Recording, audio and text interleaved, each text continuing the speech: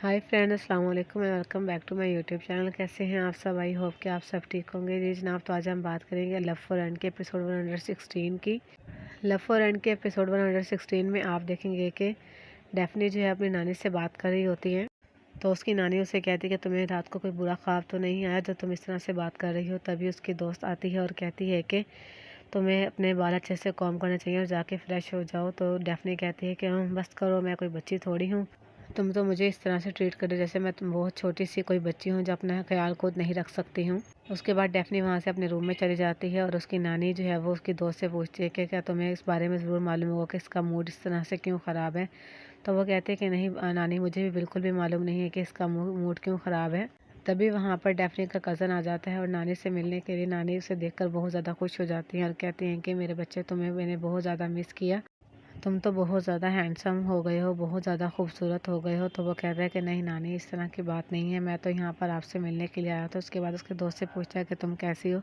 तो वो कहती है कि मैं ठीक हूँ, आप सुनाएं, आप तो ने तो बहुत ज़्यादा ग्रूम कर लिया है अपने आप को। उमर सुकरू के पास आता है और उसे कहता है कि तुम यहाँ सीधा ऑफिस चले जाओ क्योंकि मैंने कहीं और जाना है, तो मैं अपने काम पे जाऊँगा।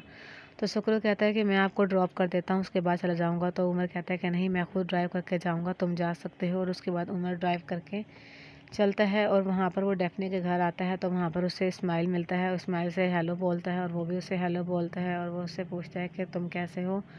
उसके बाद उमर डेफनी के बारे में पूछता है कि क्या वो अंदर है, क्या मैं उससे बात कर सकता हूँ। तो इस्माइल कहता है कि हाँ ठीक है, मैं उसे बुलाता हूँ। उमर बाहर वेट करता है और इस्माइल जो है वो अंदर जाके डेफनी से बात करता है और डेफनी को बताता है।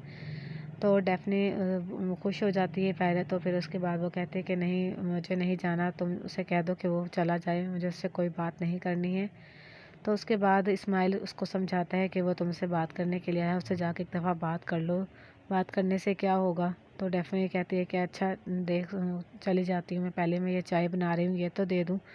तो वो कहता है कि नहीं ये भी दे देना, पहले तुम जाओ जाके उमर की बात सुन लो।